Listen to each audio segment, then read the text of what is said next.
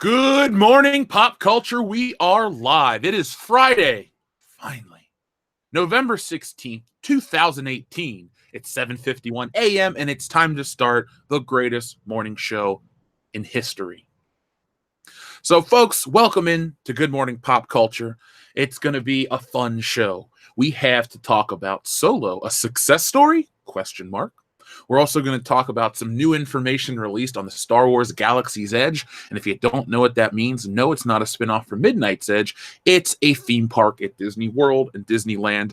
And we have a little bit of information, officially published information from a Florida newspaper. So we thought it would be fun to give you guys a little taste of what's going to be coming for the theme park that none of us are probably going to go visit. But we're also going to talk about anniversaries. So this week has been an important week for anniversaries. We saw a bunch of iconic video game consoles hit anniversaries. We also saw the great one, The Rock, the People's Champion, hit a big anniversary yesterday. So we're going to talk about that closer to the end of the show. So the Grand Inquisitor says, Jeff, big butts, yay or nay? Don't lie. Yay. Yay. I never lie. Grand Inquisitor. Why? Why? What would I have to hide behind?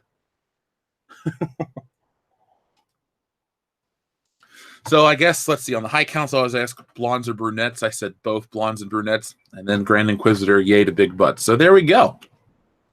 So you learn more and more about me each and every show. Maybe one day they'll have a Pepe Sylvia-like board with all those little pieces of yarn and push pins, and you'll figure out, okay, this is what Jeff is. You know, is he really a person or is he a disembodied voice? No, I'm really a person. And you're going to get to see my hands operate next week on Black Friday, because last night during World Class Bullshitters, what we did is we waited for Dion for 90 minutes. So for those wondering why the show started late, I sent out the link at the normal time. We waited. No Dion. I thought, oh God, is he hurt? Is he dead? Is he dead in a ditch? And then I thought, no, he's probably dead inside a Lena Dunham. So it's the same as a ditch. They're equally dirty. But then we go and we start the show, blah, blah, blah, blah, blah. And we came across something that made us laugh. And so like everything here on the channel, if it makes me laugh, well, then I probably go for it.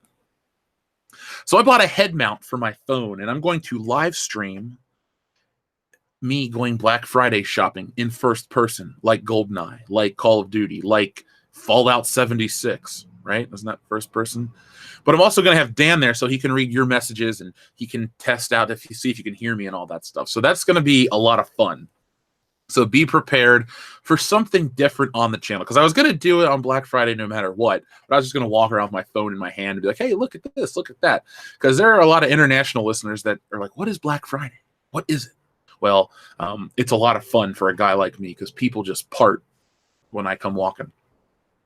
So that's going to be here next Friday, because this coming week is going to be an odd week for the channel. So you will have Good Morning Pop Culture on Monday and Tuesday, the High Council. You'll also have on Thursday night a Planes, Trains, and Automobiles commentary released here on the channel for you guys. So if you're at dinner and you have done everything you need to do, go home, or with your families, watch Planes, Trains, and Automobiles and listen to us talk about it. It's the more, I wouldn't say the lesser John Hughes film, but when you talk about John Hughes films, it's always in that second tier. Everyone says The Breakfast Club, Pretty in Pink, Weird Science, Ferris Bueller's Day Off, and then Planes, Trains, and Automobiles kind of comes in right after that. But it's a fantastic, heartwarming film, and we're going to be talking about that.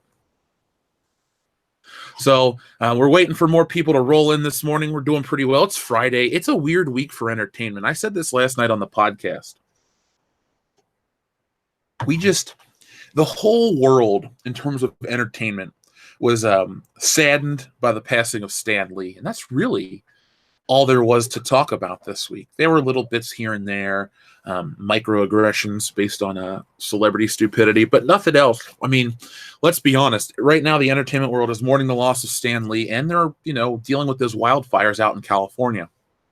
So real news is overtaking this week. Plus next week is a holiday week. So the big news will be, hey, I got Donkey Kong for $35. So probably on the week of the 26th is when entertainment news will pick back up. Speaking of the week of the 26th, that is the week where World Class Bullshitters hits episode 150 on the 29th. So for those who are patrons who thought they were going to get the bonus content, it fell apart. So what are we doing? Well, we're going to do it again live without the other guys. So be prepared for a barn burner of an episode at 150. Let's see. Tim Riggs, good morning, pop culture. Good morning, Tim Riggs. Oh, man. It is a good morning. It's cold as shit here. And it's only 30 degrees. Some people are like, 30 degrees? Ha! I deal with, sub-zero temperatures. Well, I'm not an ice road trucker. I don't like the cold, but I'll do. I'll make it do. I got my coffee. I got my podcast to do, and we're going to have a lot of fun.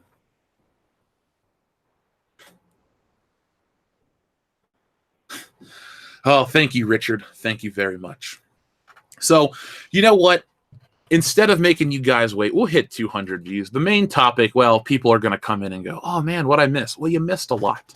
So let's start talking about Solo, a Star Wars story, the Blu Ray sales. So I go to one website for my Star Wars toy information. Maybe strike that, reverse it, two Star Wars websites, Jedi Temple Archives, as well as a website called Rebel Scum. Rebel Scum was a website I used to visit in grade school. I remember going there and looking at the pictures of the vintage Star Wars figures and going, I gotta get one. I gotta get one. And then one time I convinced my mom to let me buy one on eBay at the library.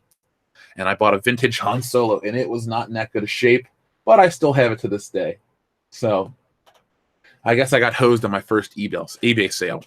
But Jedi Temple Archives and I have had a little bit of a run in here and there, not because they've ever called us out, but because when they post videos about Star Wars toy sales and bad distribution and stuff, a lot of times people will post our videos, and that's why they get, millions of views.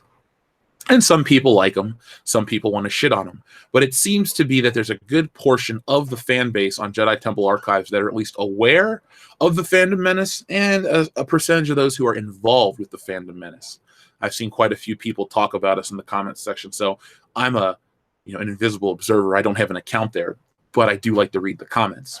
So why am I telling you all this? Because the information I'm about to share with you comes from Jedi Temple Archives. So I just thought I'd give you a nice little intro to this.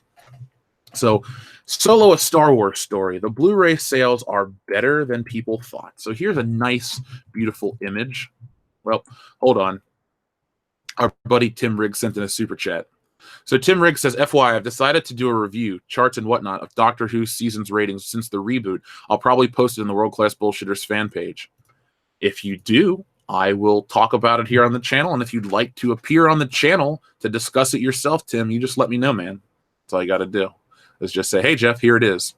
But that's up to you. The power is yours. The Pui, good morning, Jeff. Good morning to the Pui. Thank you very much for being here every single day, Pui. Hell, you showed up on, was that Wednesday when we didn't even have a show? You have better attendance than I do. So let's start with this Solo, or Soilo, depending on which piece of pie you choose to eat this morning. So Solo, a Star Wars story, rises to the top of the Blu Ray charts. The Numbers.com has revealed their Blu Ray estimates for Solo, a Star Wars story, and the movie is the best-selling Blu Ray, or at least it was when the movie was released on home media several weeks ago. Now, this article was actually just published on the 13th. So it just goes to show you that a Star Wars website, at a time where there's barely any new Star Wars merchandise to come out, is really grasping for straws for Star Wars entertainment-themed news. According to the estimates by the Numbers, Solo sold 789,549 Blu-rays in the U.S. That was more than enough to cling to the top spot in the sales chart. To put things into perspective, Solo sold about 42% of the Blu-rays The Last Jedi sold in its first week. However, Solo only made 34% of The Last Jedi's box office in North America. So, relatively speaking, Solo does a little better on home media market than its box office results would indicate, especially considering the physical disc sales are shrinking. Maybe, and most positive, word of mouth did convince a few more people to give the movie a chance at home. But overall, even considering a shrinking Blu-ray market, sales are down and general interest in the movie can't keep up with The Last Jedi or any of the previous movies. And that news came directly, verbatim, from JediTempleArchives.com. Now, the reason I brought this up to you guys is 2 points. First off, weeks after the movie came out, I guess they have to talk about it. I don't remember a lot of people putting out reviews. The Star Wars Shield channels weren't getting their copies and going, "Oh my God, Solo's such a great Blu-ray." You know, you can go back and listen to our review. It is the most movie ever. It's not terrible, but it's not good either. It's better than 7 and 8, but lesser than Rogue One. So that's where it falls in line. Out of 4 Disney Star Wars films, it's number 2. So I guess that's a positive thing. But with Disney Star Wars, we're always learning more and more ways that they're killing the franchise. And the interesting thing for me is looking through the comments section and how people's fears are being realized because of all the cancellations from Boba Fett, Obi-Wan Kenobi, and the upcoming other anthology films. The people feel that Disney's missing a point. Disney assumes that everyone wants the episodic movies, and that's not the case. Some people say this is a response to The Last Jedi, and I agree. That's what I think it is, because it's a terrible movie. And some people think that it's, men characters suck, which is not the case whatsoever as well. Put it like this, folks. If you're out there and you don't listen to the show because you're not, we don't appeal to the NPC market.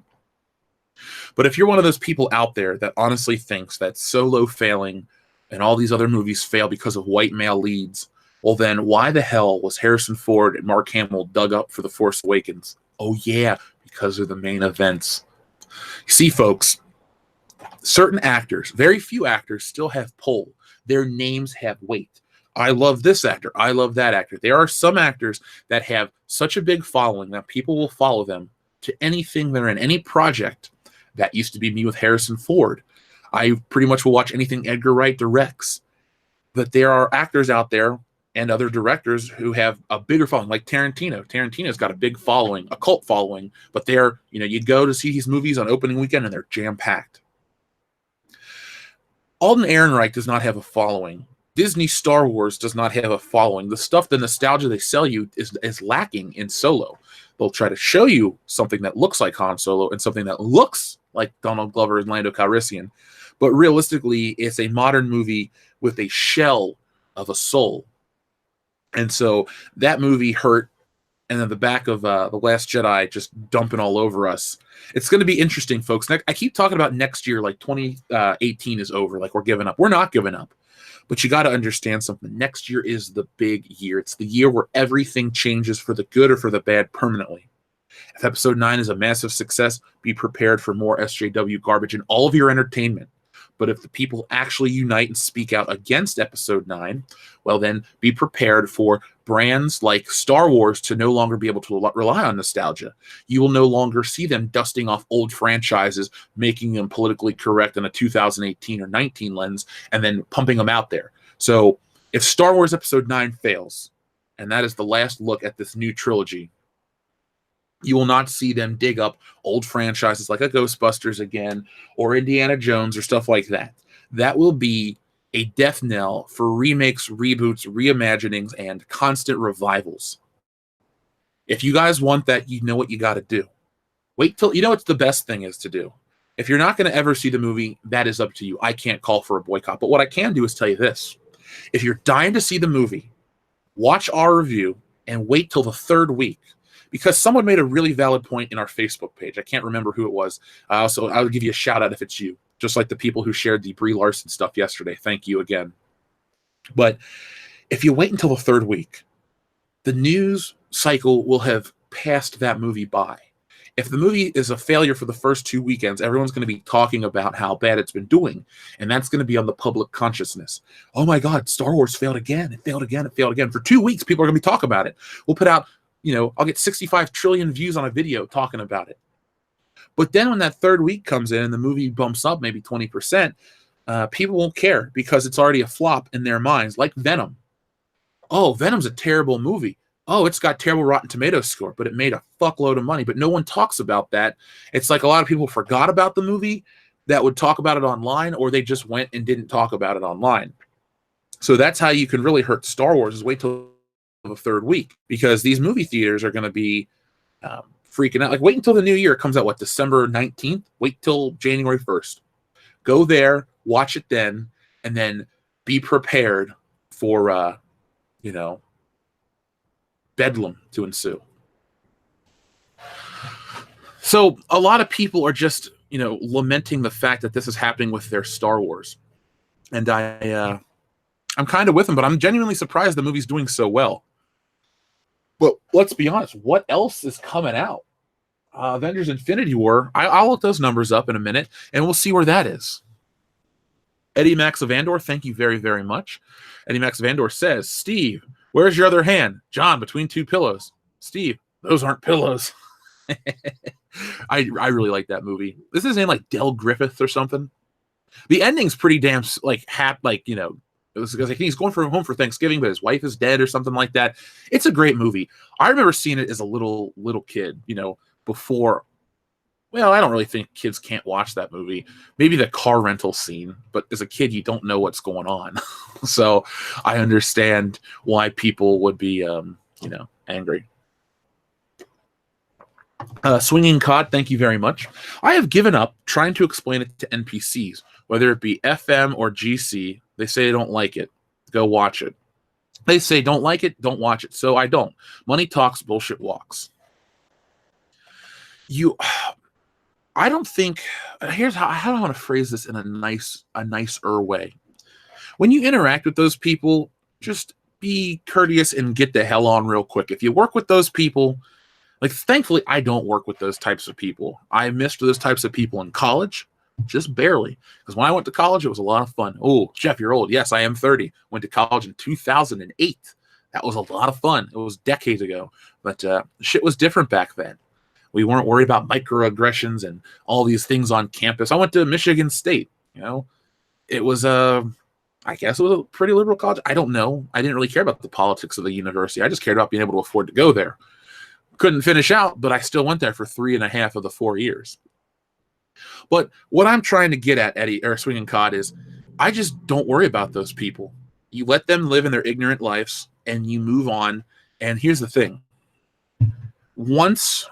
Okay, so how do I put this in a computer phrase? I won't say it. I won't. My point is, eventually they'll stop towing that company line because it'll change. It'll evolve into something else. And all you'll do is still ignore those people. When you don't go watch the movie, especially with like Captain Marvel or something like that, you could, instead of saying like, here's how I deal with it. I can tell where to pick my fights with people in person. So for example, let's say I'm talking to a girl at the gym who happens to be wearing a Captain Marvel shirt, and she makes some kind of comment. Oh, did you see the movie? I go, no, I don't really like comic book movies. And that's the end of the conversation. You can just kind of move out. But then if you see like some dude you kind of knew from high school who was like, the funniest thing are the people who go from like different cliques. So like in high school, you were a burnout. Now you're an NPC. Then you're this, then you're that. You don't have any identity of your own. Like for a guy, like, I don't know, I'll just use me because I'm the only person I know as well as anybody else, or better than anybody else. I've always been me. I've been in this group a little bit, here, and there, but I've always been me. I've always had my own identity. A lot of these people don't have their own identities. That's scary. I couldn't imagine living life as a robot, just an automaton. You know what?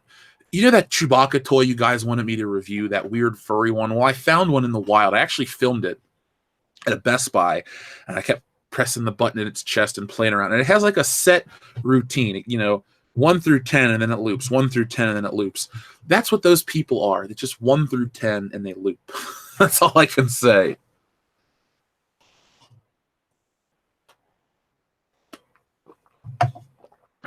I'm not eating any breakfast this morning. I woke up late. I need to rest, to be honest with you guys. Between the morning show and the comic, which yesterday I was working on right during the podcast start. So that was kind of a rough thing to do. And then I got about 6 hours of sleep. So for those out there who are patrons and those who listen to the podcast on the streaming services, after this show, I'm going to go directly edit those and upload those so everyone can have their world-class bullshitters this week. It was an okay show. Put it like this. It was the, what's a good analogy? It's like Die Hard 2. Maybe Die Hard 1 is better in every single way, but Die Hard 2 has a lot of fans. Last week we had Doomcock, and it was our best show ever. This week, solid show. Valid points made. Talked about some personal stuff. But overall, the week before was better. But next week will be Die Hard 3. Excuse me, 2 weeks from now will be Die Hard 3. And I consider Die Hard 3 a fantastic movie. So that's what I feel about that. But to jump back to our Soilo Blu-ray sales discussion just for a moment, I've decided that once I find the Black Series L337 and Admiral Holdo, I will buy those for the channel. And you guys can recommend what we do with them. So does anyone have access in my area to like a smelting plant? Because I'd love to just take a figure and dip it in like molten lava and then pull back nothing. Just a little bit of Holdo's muff, just still there. We gave Dion hell.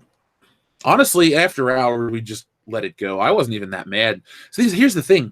When the other guys, when people don't show up or stuff like that, I get annoyed, but the show must go on. You guys are waiting for us, so I don't have time to just sit around and mope or be bitchy about it. So I don't. I gave him some hell for a few minutes on air, and that was it. After we went to After Hours, I didn't even mention it again. We had a full... Here's the thing. After Hours is almost like this week's podcast proper. It goes into all the different topics. We discussed the best Jeff story of the week for those who like that sort of thing. And it was just a fantastic time. You really need the four of us together to get that chemistry just right. But Doomcock is two bullshitters rolled into one. Doomcock and I could rule the world of entertainment discussion. Just the two of us. We got it, man. We got it. So, what else were we going to talk about this morning? Oh, wait, you guys have the script? No, I do. So, let's talk about the Star Wars Galaxy Edge thing, because this is interesting. That's a sarcastic remark, let's just be honest. It's interesting. But I know Jeremy is a huge, huge Disney World, Disneyland fan, and that's fine. I mean, nobody's perfect. I'm the closest thing to it. Yeah, Ethan is too. I mean, all that pie, man, that makes you pious. I'm sorry. I take back any compliment I just gave myself. That joke was fucking trash. So, let's look at this new information about the Disney Star Wars Hotel. Now, as a kid, I never imagined in a million years that there would be a Star Wars hotel. And if you would have told me up until December of 2015, I would have still been excited. I'd be like, damn, a Star Wars hotel? I'm in. I was really, really pumped. I would have been 27 years old. I still would have went to a Disney Star Wars hotel. Fast forward 3 years, and my favorite thing has become the bane of my existence. But there are a lot of stupid kids out there who want to go see this. You know what? The kids aren't dumb. Their parents are dumb for forcing it. I feel bad for the kids who want to play like their Nintendos and they want to watch Steven Universe and all this other crap that I don't relate to. But dad is dragging mom and the two kids to this Disney Star Wars hotel, and he's going to blow 3 weeks of salary just to go sleep in the Millennium Falcon. You see where Disney made their mistake? Their bread and butter is the old white dude. Well, it's not even the old white dude. It's just the older guy. Star Wars is a remnant. It's like how they discuss Obi-Wan Kenobi and the Force in the first movie, you know? How does he say it? That fire has gone out in the universe. You, my friend, are all that's left of their religion when Tarkin talks to Darth Vader. I feel like we are all that's left of the Star Wars devotees, the ones that will follow it forever. There was I don't really know. Let's say there's a pie chart to bring it back to Ethan again. Throughout decades, Star Wars took a giant chunk in the late 70s and early 80s. Let's give it a 7-year gap. So 77 to 84. That was Star Wars piece of the pie. But you also had a good chunk to Masters of the Universe and a good chunk to Transformers, and then the other toy lines split the rest. And now I'm not making this solely about marketing, so hold on with me. Other things come and go in the public conscious, but Star Wars had always been its own thing, and it was just it was basically recycling the old shit constantly. Just that, you could put out the movie on DVD again, one special feature, new action figures, people come out in droves to buy. Disney has actively pushed people away for years. I mean, that would be like if I started pushing away our audience because you didn't like David Tennant, Doctor Who, or something. It's stupid things to push people away for. And we can see the end game, and it's a stupid end game.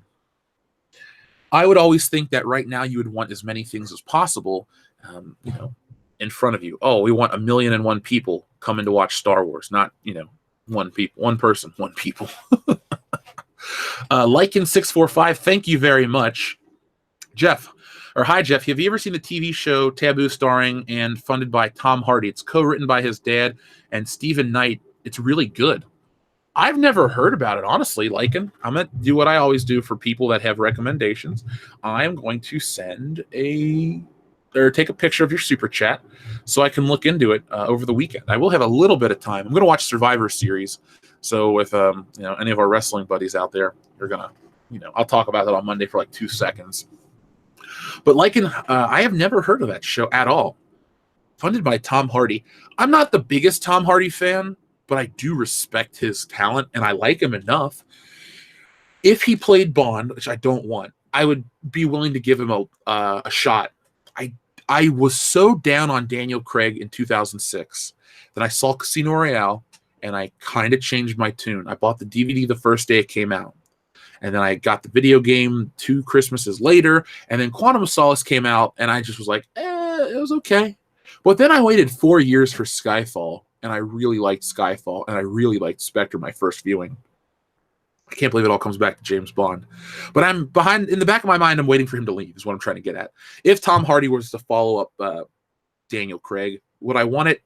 There are better choices, but I would be okay with it. So Tom Hardy is decent. There are times when he's terrible, like, was it Child 47?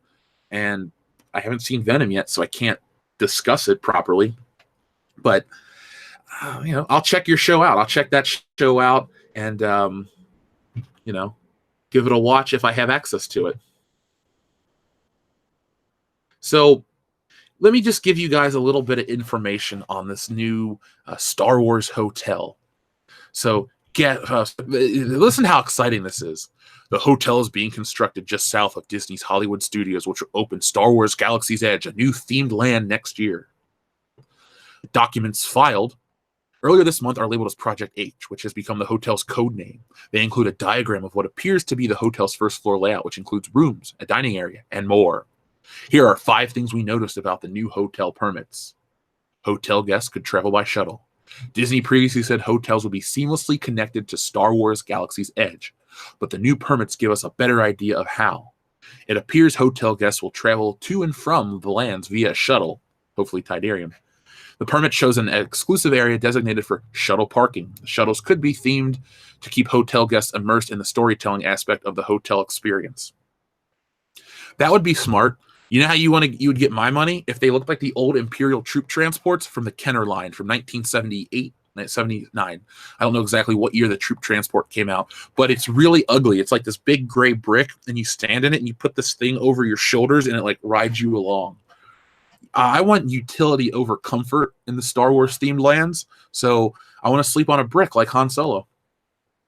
Guest rooms include cabins and first class cabins. The permit shows how guest rooms are labeled as cabins followed by a room number. Larger rooms are called first class cabins. Documents show 2 first class cabins and at least 32 standard cabins on either side.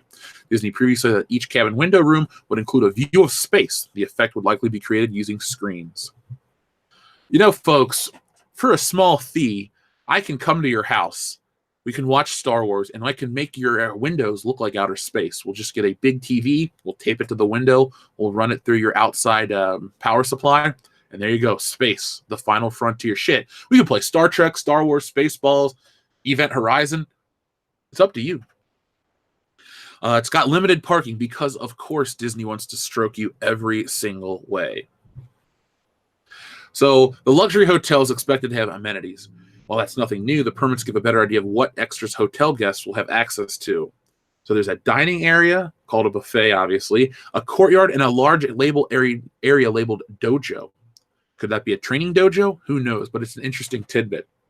So the reason I brought this whole thing up to you, honestly, was a little bit of this dojo discussion. Because a couple of years ago, Lucasfilm shut down this lightsaber training camp. I don't know exactly when, but you can Google it. And there was just lightsaber training, and Lucasfilm intervened, and they had to shut down the school. So I'm guessing that they're going to include lightsaber training on the grounds, probably with foam lightsabers to avoid any kind of lawsuits. You know what'll be funny too is how much they'll probably be inspired by the prequels, because the prequels really opened the world of Star Wars. For example, in the originals trilogy, the only person's home you really saw was Luke's. Everything else was a space station or a battleship or space or something like that. Cloud City was more of an administrative place. We did see an apartment. So in Empire and A New Hope, we saw a space where people live. But in the prequels, we saw Coruscant, we saw restaurants, we saw bars, nightclubs, all kinds of stuff, an expansion on the universe. And then the new sequel trilogy just kind of took that away. You saw a casino. Yeah, but we also saw the canteen. You know, I'll give you Canto Bight looks different, but it's shitty nonetheless. But I'm guessing you're going to see a lot of people dressed in Jedi based on that. For example, how much they're going to put into like, oh, kids, make sure you're in the lobby at 7:45. Here comes Boba Fett. Like that kind of weird shit. So it'll basically be like a comic convention 24 hours a day. Well, 12 hours a day, depending on the cycle. How I don't know how. Is Disney like Lost Time? Doubt it. I mean, I'm sure for the right price, you can get them to give you like a Mickey Mouse massage at 2 a.m. Goofy happy ending is optional. But I don't really know exactly how these things operate. But I just find it interesting that for the thing that Disney wants to act like never existed and basically make movies in response to the sequels, they're going to glean so much from the world that was built in those prequel films. I'm never going to say that the prequels are the best Star Wars movies or amazing films. The first two are the third one's damn good. But it's going to be interesting how, because of the generational gap between the original and the prequels, see, the thing is they gotta cater to the people that are old enough to pay for it. Because kids today have a million and one different options for their attention in terms of entertainment.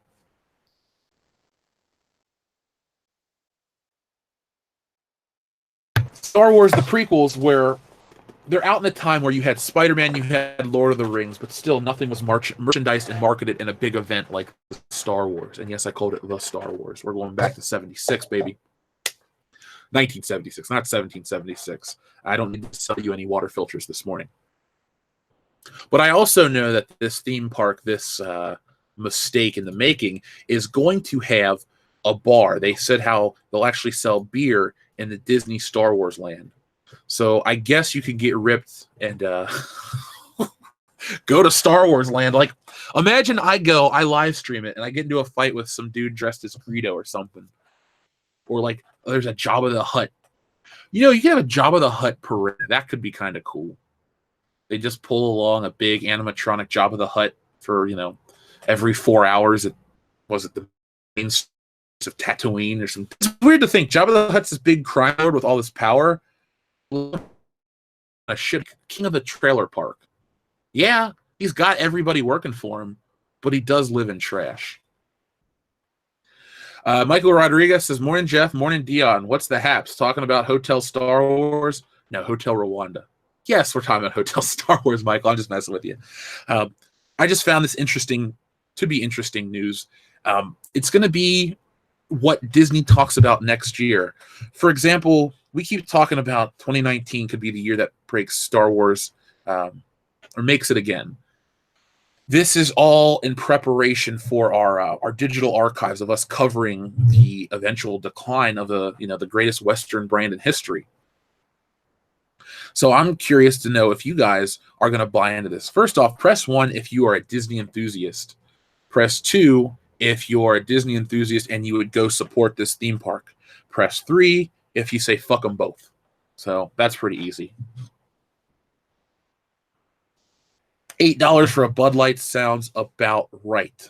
It's funny. You guys are joking about $8 and $10 beers. I go places like I go to WrestleMania, which I got to buy tickets at 10 a.m. this morning. So I'm going to close the show out at 9:50 on the dot so I can go to WrestleMania. But Dion and I will go and spend, $15 for a fucking $3 beer. And it's like, shit, So normally now my new, okay, so a lot of people, Jesus, mostly threes.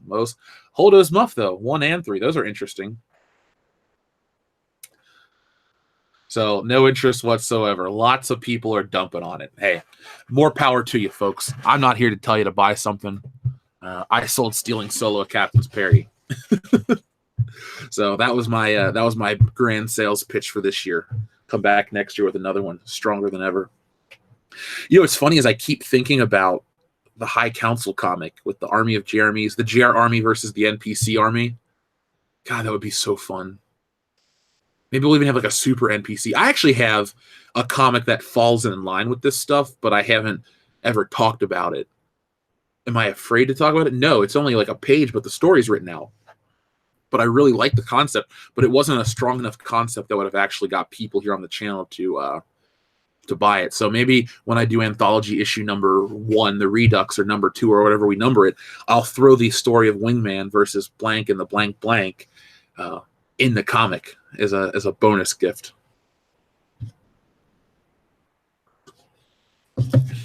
As long as it has Cecil in it. Cecil would be in it.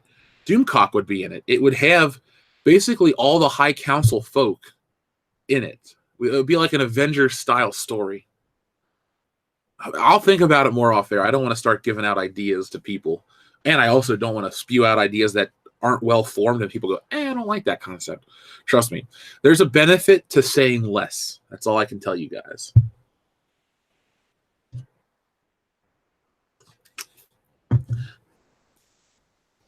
So this Disney thing is the future for them. Hopefully it doesn't fail. And I'm being so serious about all of that. I'm looking for, the actual grittiness to Star Wars. I'm not saying we need to go back to a Dark Knight level of everything's going to be dark and gritty, but I would like some tense moments in Star Wars. Like, you need good characters in dangerous situations to make me care. Good characters and dangerous situations and Jeff caring and so it's all 3-3-3 fails.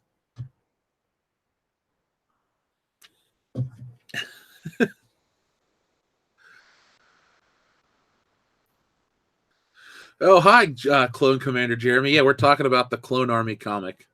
We'll see what we can get done. That would be a lot of fun. A swig of cast soy and brandy for the working man. How about a swig of coffee for those working and lurking? Hashtag GMPC. So also, last night, before I get into the next topic of anniversaries, trust me, they're anniversaries that you're all going to remember and actually enjoy. They're not like, oh, this movie came out on this date type of thing. Because this span of time in November every year is a very special time to those in the geek community. Because, you know what, fuck what I was going to tell you guys. That's a perfect intro. So let's start talking about some anniversaries. So yesterday, November the 15th, was 3 specific anniversaries that I forgot to mention. So first off, let's take it back all the way. This is the one you guys will probably care about the least, but you know what? I can't have this show and not talk about this right here. So yesterday, November 15th, 20 years ago in 1998, almost said 1988. Wow, I can do math, right? Now, 20 years ago to the day, a man that we talk about on this channel all the time, always good things to say about, cemented himself as a legend. So this is not a sports topic, but yesterday was the 20th anniversary of The Rock winning the WWE Championship for the first time. I told myself, shit, I forgot that. I got to at least mention it briefly on the show. Now, if you're a wrestling fan, you know who The Rock is. If you're a fan of movies, you know who he is. But for those out there that are watching thinking, I know Dwayne Johnson, I don't know The Rock. He used to have hair and sideburns and a lot less money, but he was a lot cooler back then too. So happy anniversary to The Rock's first WWF title win at Survivor Series 1998 over good old Mankind. That was, I didn't see this live. I didn't become a fan until the following year. So next year around this time will be my 20th anniversary of being a wrestling fan, and I'll get kind of nostalgic for that. But yesterday was another anniversary as well. Actually, 3 anniversaries fell on November the 15th.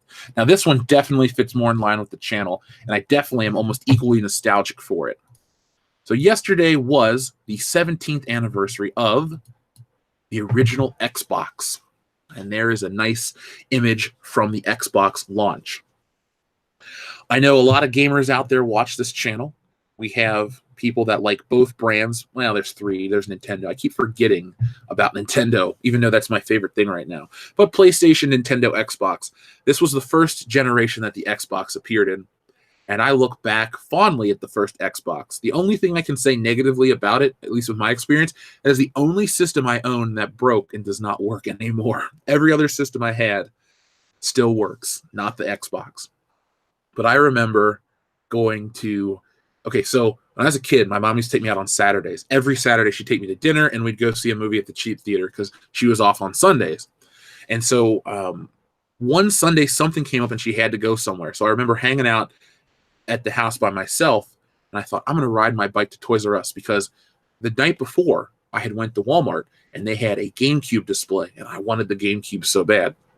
And so I rode up there, I played it for a little bit, and I thought, I'm close, I'm going to go to Toys R Us. So I rode up to Toys R Us on my bike, and they had an Xbox display, and I played Halo for the first time. And unlike most people, I wasn't blown away by it. The first thing I thought is, this isn't GoldenEye. And I just kind of, whatever. But I distinctly remember playing it. This was the week before the system came out. And I was in 7th grade. So when I got to high school, so my mom made me go to this private high school, this like exclusive one. I took a test, I got it, I hated it. It's like those douchey high schools you see on TV or in movies, like those really elite ones where you have to wear dress shoes and all this crap. Yeah, I went to one of those. I hated it. So I went my freshman year. Funnily enough, I went to another one to graduate, and I liked that one. So it just depends on where you are in your life. But they had Halo, and that was my first experience with LAN parties. I didn't know what a LAN party was. We had the internet. I had a Windows 95 computer in the year 2003. I did get a new computer in early 2003. But I was rocking that, and I had dial-up internet still in 2003. So I wasn't as cool as I am now. Looked the same, though. But eventually, that year for my birthday, I got an Xbox, and the rest was history. I had a lot of fun with that system. My first game was Star Wars: The Clone Wars, actually, because it came with the system. So I remember playing Clone Wars, oh my God, for countless hours. Because I had already had a PlayStation 2 and a GameCube, but something about the Xbox really captured my imagination. It was so cool and different. And then I had Metal Gear Solid 2 on that, and I didn't get Halo, actually, ever, the first Halo. I got Halo 2. And I played the shit out of that. I had wrestling games, James Bond games, you name it. If it was a big multi-platform exclusive, I got it on the Xbox because the Xbox was the most powerful system of its generation. But also, by the way, tell me if you guys like Xbox at all. It's fun to talk about something old that people don't really collect anymore. But I look back at this, and I kind of get that nostalgic feel just a bit. Because I was in 7th grade when this came out, and I used to watch a show called Extended Play. I don't know if anybody out there's ever heard of it, but most people know who Adam Sessler is. And so I would watch that, and they're talking about the launch of the Xbox. And I was like, oh man, I really want to be at the launch. And you know what? To tie it back to our last anniversary, who premiered the Xbox to the public? The Rock. Yes, The Rock and Bill Gates were at the keynote address for the original Xbox. So that just goes to show you how popular he was at the time too. It's like, we need a big celebrity. Well, we'll get The Rock. So it still works, 20 years later. I mean, if PlayStation 5 came out and they're like, hey, here to announce it is The Rock, I'd be like, okay, I'm going to listen. Shit, I'd listen to him to announce something I already own. I'm like, I already got a copy, I'm good. But, I digress. But that anniversary was a very special thing for me. So, Dragon Han, thank you very much. If Ruin Johnson did such a great job on The Last Jedi, why didn't he film episode 9? He seems to have plenty of time on Twitter. Thank you for making my mornings great. Well, Dragon Han, thank you for making this channel be viable and continue to succeed. I appreciate that. I don't know. I think it's all corporate speak and complete garbage rhetoric on the case of Disney. Guys, remember, they'll never publicly admit failure outside of what Bob Iger said. That thing from Bob Iger was way more telling than people want to let on. Guys, Jeff, it was just a press release. No. It was the first crack in the dam. They admitted to, hey, we may have done something wrong. Everything else was, we're great. We're pushing forward into the next era of Star Wars and this, that, and the other. That was the first time they admitted failure. I'll bet $5 to one person that there's no Rian Johnson trilogy. Because if I say I'll bet everyone $5, that's 75,000 people. I'm fucked. I don't have that kind of money yet. So I'm not going to make a stupid bet like that. I'm not going to take a small loan of millions of dollars from Ethan and be like, Ethan, can I have $4 million to pay 75,000 people? But yes, if it was so awesome, same with J.J. Abrams. If he was so into Star Wars and he loved it so much and he had this grand vision, why not stick it out? It's really odd. I can't think of so let's see. I think Die Hard was directed. I know John McTiernan did the first one, and I guess he did 1 and 3. Number 2 was directed by Rennie Harlin.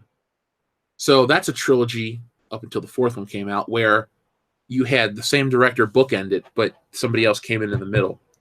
Star Wars, they all had different directors in the original trilogy run. Burton did 2 Batmans. Steven Spielberg did all the Indiana Jones movies. But it's kind of weird. It's going to be tonally different because with Die Hard, the formula is just guy in a small location with a few bullets, fights off terrorists, end of movie. He saves the day. With Star Wars, they built so many things, they canceled them out. It's almost like they have to negate episode 8. And if you have to cancel that out and not talk about it, why would you give that guy more work? Why would he be the guy, if you know what I'm talking about? That's all I'm saying. If he was truly so great and he was going to do the next thing, it's not the case. Mareth Dealine, thank you very much. We saw on the news just now The Rock has a new athletic game show called A Rock and a Hard Game. Oh, Jesus. Oh, Rock and a Hard Game. I don't think I'm going to watch it. No, Alphamar Datilis. I went to that school because I'm a damn good student and I got a scholarship. So there's a difference. Yeah, it was the cool system at the time. A lot of people still love it. I still play it. Oh, yeah, Battlefront 2 from 2005 was on the original Xbox. So this system is really... It was interesting, too, because Sony and Microsoft are very much similar in terms of their game consoles. I know you're thinking, Jeff, one has these great JRPGs. Look, I'm not talking about the actual library. What I'm saying is there are 2 companies that came in. They made billions and billions of dollars on other things, Microsoft and Windows and all this other technology shit that they've put out there and made Bill Gates one of the richest people in history. Microsoft had its own money. Sony had its own money from TVs and stereos, the Walkman, all these great, wonderful things Sony had been making bank on for years. So they were able to lose money and put out consoles. And right now, each cycle is different. There's never been a console that's just dominated for each successive release. It's like, Nintendo was number 1 at the NES launch, barely squeaked by number 2. And then Nintendo 64, they were in 2nd place. GameCube, they were in 3rd place. Wii, they were back in 1st. Wii U, 3rd. It goes up and down and up and down. But all these consoles have these life cycles that make them the hot thing, the cold thing, all these different things. And right now, Xbox is on the outs. It's the least popular system, I feel like. The PlayStation 4, whose anniversary was yesterday, we're going to, yesterday the PS4 turned 5. And I got that Christmas because, sad story, somebody broke into my house and stole all my shit. So my mom's boyfriend was like, well, what do you want for Christmas? So he bought me a TV to replace my old one, a computer to replace my old one because I needed it for school, and bought me a PS4 to upgrade from the PS3. So that was a damn cool thing to do. And that's kind of what I think of when I think of this system. There's really not too much for me to say about the PS3 outside of it sold 84 million units, and I got one right here next to me, which I've used for Red Dead Redemption, which I need to bring back. I had a lot of fun with that.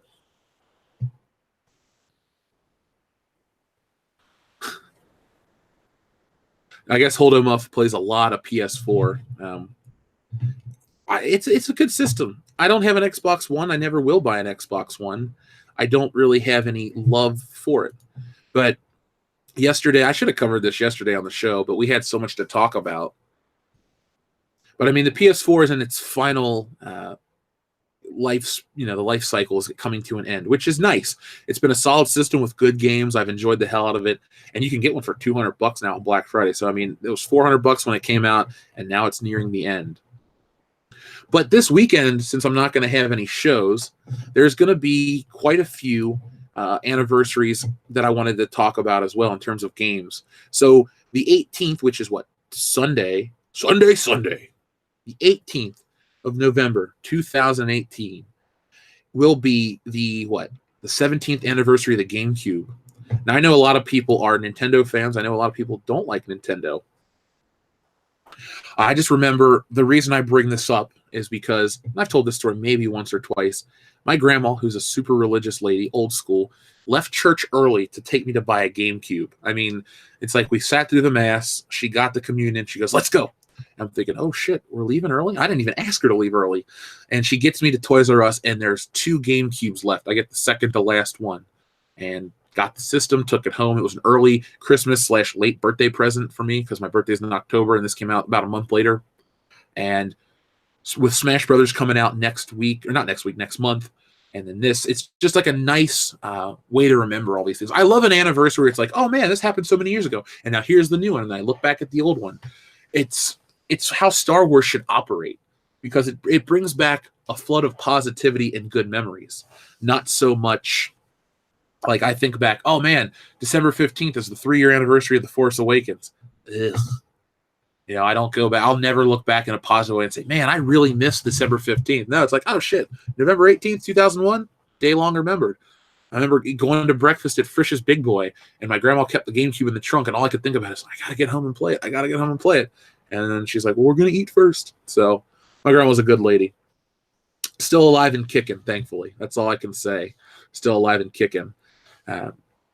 So that was a good memory. And then over the weekend, on Monday, the Wii turns, 12? And I've told that story recently, so I will spare you the details. But I waited 14 hours in line at Best Buy for a Wii. I got it. I took it home. I played Zelda. It was amazing at first. And then, you would go to people's houses and they would have one too, or I would take mine because it was hard to find. And you played Wii Sports, Wii Bowling, all this shit. You had a good time. And then I kind of just stopped because about 2 weeks before the Wii came out, I got an Xbox 360. So I played the Wii through Zelda, and then I went back to my 360 and, played the big boy games. And that was how my perception of Nintendo was for many, many years until the Switch. And now we're back to where everything kind of makes me happy.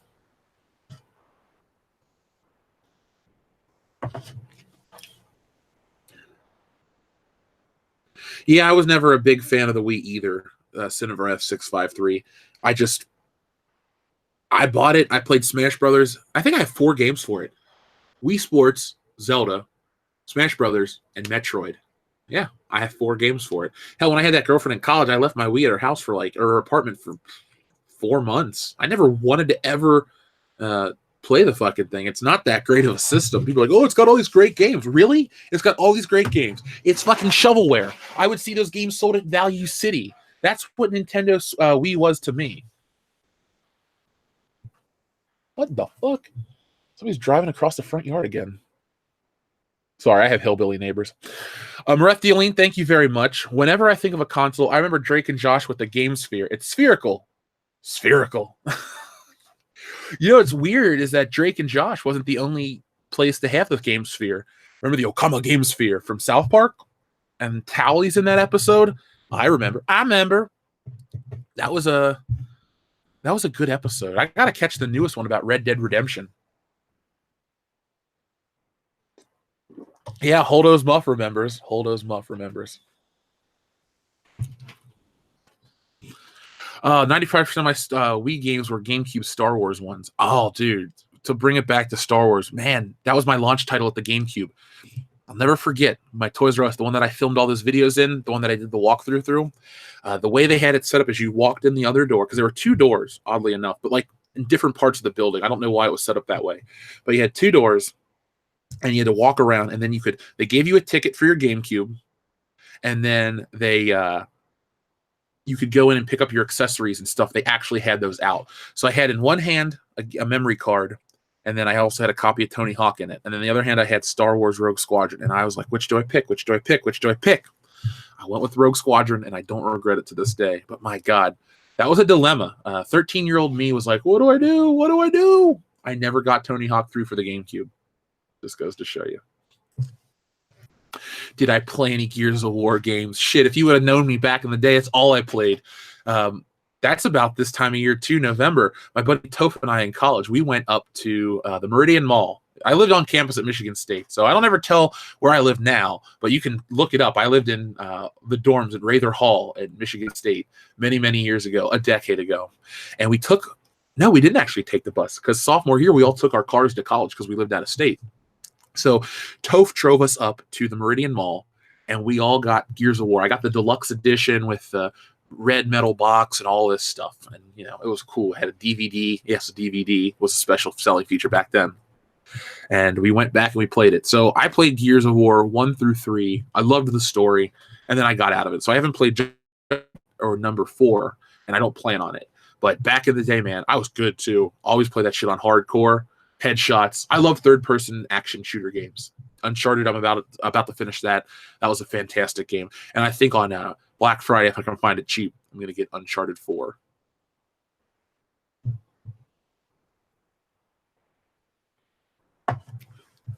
Rogue Squadron was my first N64 game. Ooh, that's a good first. Mine was GoldenEye. To be fair, we rented... Okay, so on Christmas Day, we rented a couple games because the shitty video store / convenience store was open on Christmas, and I didn't get any games with the system. So I rented that. I rented Mario Kart, and I rented Turok. And I played Turok for a little bit because I knew GoldenEye was going to be the next day, and I couldn't wait. And then I played Mario Kart a lot because it's Mario Kart 64. It's a fantastic video game. Jeremy would agree. So we had that, and that was a lot of fun. But I was sick when Rogue Squadron came out. Wait, Rogue Squadron had already been out, but that following April, I was real sick, and my mom's like, what do you want? Do you want something to eat? Blah, blah, blah. And for some reason, I started talking about how I wanted Rogue Squadron, and so she took me out and bought it when I was sick. Great mom, but just an odd story. It's like, yeah, I was sick. I went out, and I got Rogue Squadron, and then I was still sick, and I played it. I played Vigilante 8. I remember those advertisements. Holy shit, I'm feeling old. That's okay. I still have my old Nintendo powers. I still have Episode 1 Racer as well. That was a great game. That was the greatest thing Episode 1 gave us. That game and then the lightsaber fight. And yes, I too still say I got stuff on tape. There's nothing wrong with that. It's just an old turn of phrase that'll never go away. It's funny though. There is such a big market for VHS collectors, and I don't get it. I have some VHS tapes that I pick up to collect for like Beverly Hills Cop reasons, but I don't have, I don't have a VCR that I'm going to hook up. Like I have a wrapped copy of Beverly Hills Cop from the different release. I have the original release that's open. Shit like that I'll collect, but never would I ever go back to VHS tapes or cassette tapes. Those things sucked for your music cassettes. All garbage. All garbage. I actually love enjoying having my phone with everything ever on it. Let's say, and I say it all the time, says Nathaniel Rourke. Okay, King Eric, I gotta admit, yesterday I didn't really leave. I was working on this damn comic, so I wanted to work on that. So today I do have to go up to the gym and do my stuff, and I will go check out the P.O. box. And if I got more than 2 things, I'm going to do a live stream about it, and we'll have some fun. I'll turn on the webcam, and we'll get started with that. Jeff, epic rant time. The Netflix She-Ra cartoon has been defended by SJWs and woke journalists, despite the viewers saying it sucks. Oh, Jesus. Let me look into it. See, I was never going to watch it. I'm not a She-Ra fan. She-Ra, excuse me. I actually have a friend named She-Ra, spelled the same way. Her and I were tight. It was funny. She would always call herself my favorite Jew, and I'd say, I like you, but you're not Stan Lee. So there we go. There's a fun Jeff story right there. So let's see, She-Ra, Netflix. Let's see how people are defending this garbage. She-Ra and the Princess of Power delivers on its LGBTQ promise. She-Ra and the Princess of Power review. Villains stand out in Netflix reboot. All-female writing team gives She-Ra a modern makeover for a new Netflix reboot. Ooh, that came out 50 minutes ago. Maybe I'll do a video. So none of these ladies were even fucking born, it looks like, when She-Ra, Princess of Power was out on TV. And I think they just started on. Let's see. Here's the writing crew, and let's see what they have to say about this. So in the fall of 1980, Fedora raise up a magical sword and transfer to She-Ra for the first time, a fearless warrior princess committed to ridding her adopted world of evil. She-Ra was a natural leader. She was powerful, loyal, and confident, and she was doing the right thing. She's also a female character leading her own cartoon, She-Ra, Princess of Power. As groundbreaking as she was, the original She-Ra was shaped predominantly by men. Oh no. Co-created by two males as a spin-off He-Man in an effort to reach young female audiences, She-Ra was He-Man's twin sister, and her story and identity was always connected with his. Well, it's a spin-off. That's how things are. You know, Family Matters is a spin-off of Perfect Strangers. Oh no, Harriet Winslow. This week, a reimagined Adora made her debut on DreamWorks and Netflix's new animated series, She-Ra and the Princess of Power. She-Ra and the Princesses of Power. And this time, women are leading the charge. I think that there are stories on this show that are specifically very feminist. I definitely wanted women to have a large presence in the room, said showrunner Noelle Stevenson. It's not to say anyone of any gender couldn't have been an integral part of that room, she added. Ultimately, for everyone in our crew, gender, the question was, do you love, respect, and are interested in the stories of women? What if they say is this a woman? What is this? I'm an artist. What the fuck am I looking at? Check this out. Let's look at the artwork. You don't have to look at those people anymore. They're, real life is depressing enough as it is. Let's take a look at the cartoon itself. This cartoon is ugly. This is this will be featured in our Culture War series. Don't worry, I got a whole segment on 80s revivals coming up. I just got to get those out, but I appreciate that. So this over here is supposed to be She-Ra, Princess of Power, and she's got biceps that rival Triple H. So, I mean, I think she can outlive John Cena. I'm just putting that out there.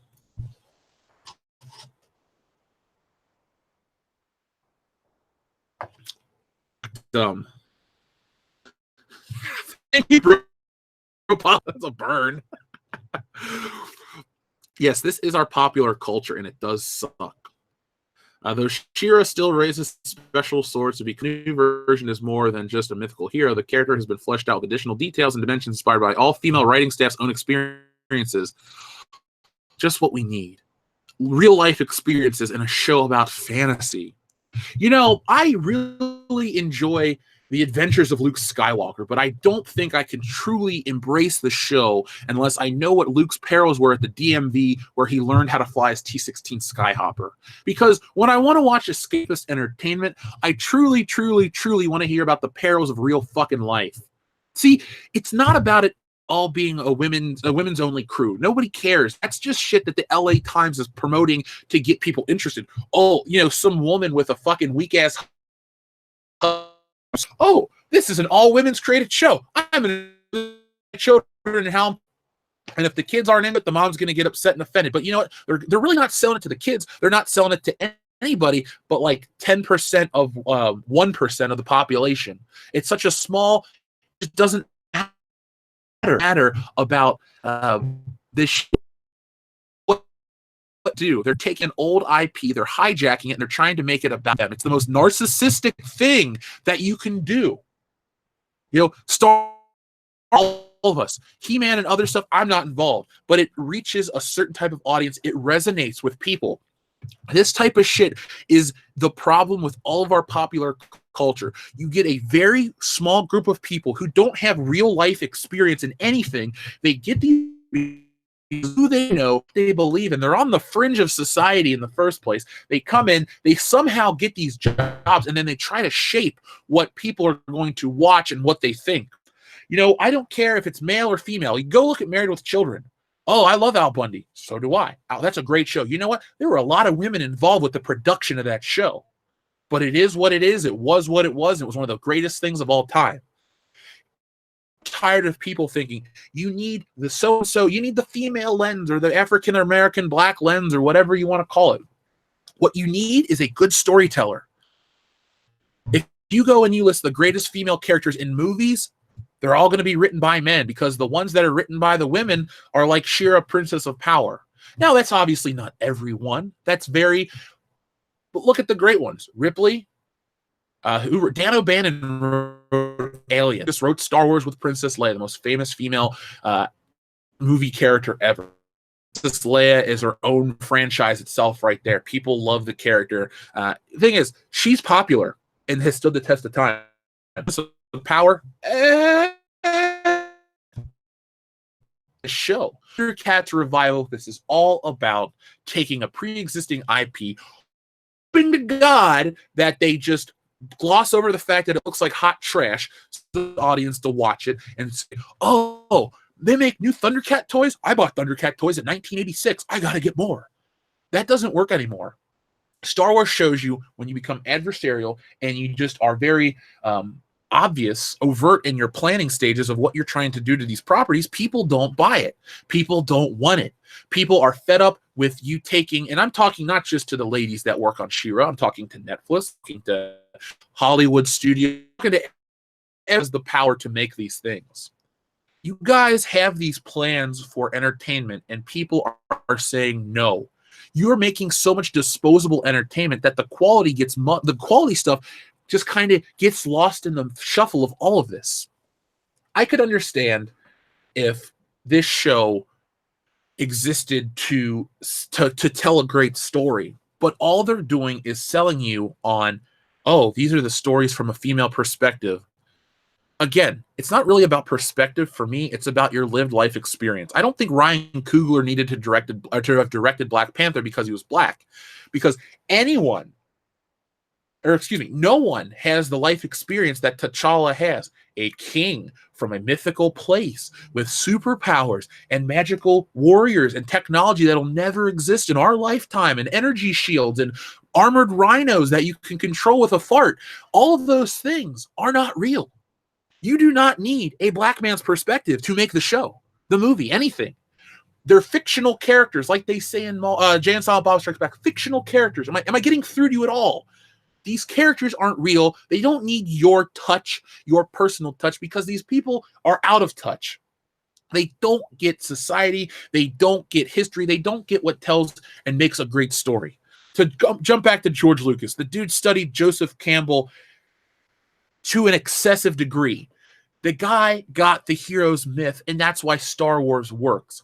These other people that created He-Man, that created Legend of Zelda, that created all these things out there, and I looked at my Link figure, so that's why I said Zelda.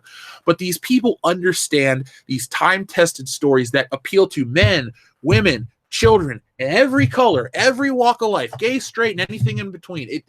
You got to stop trying to rip apart society and tell stories that everyone agrees upon, because that's how you can break down all of these odd social walls. And they want to say everyone's sexist, everyone's a bigot, everyone's this, everyone's that. If you guys made entertainment that appealed to everybody, then no matter how extremely prejudiced one person is, if you have one thing in common, hell, two dudes could come together that have no agreement on anything else in real life, but they both hate this show. They have something to talk about together mutually, and maybe they learn that they're not that different. But shows like this exist to tear apart people, to become popular on the internet. Netflix does not release its numbers publicly unless it's to promote an agenda. Remember 2 weeks ago when they announced how bad Iron Fist, Luke Cage, and how Daredevil Season 3 is performing? That is all in a power play for Disney Plus to say, these shows aren't that popular. We're going to move them and we're going to change them for the Disney Plus streaming service, and that's how you can get them. That is all Netflix does when it's part of a bigger plan, a bigger thing.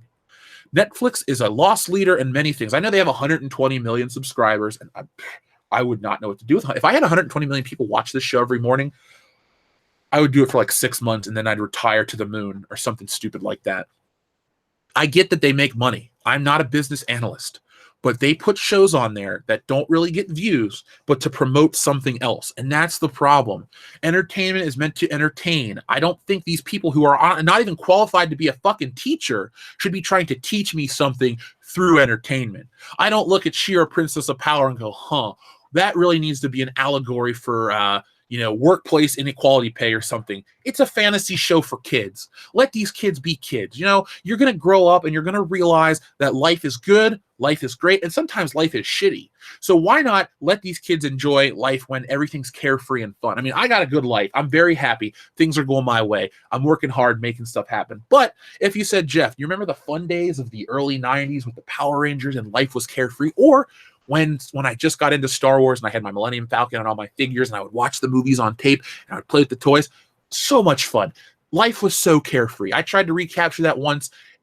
I had some real life stuff I had to take care of, but it was still nice to get away and go look back at that stuff. Don't take that away from the kids either. There's just so many stupid things that get lumped into these shows. These shows are fucking cartoons. The art's garbage. That's fine, but it's animation. I understand that sometimes you need to, cut corners. The only reason I'm a little softer on that is because the Spectacular Spider-Man, I saw the first image of it. I thought the show looked like shit. I watched it. Best Spider-Man cartoon ever made.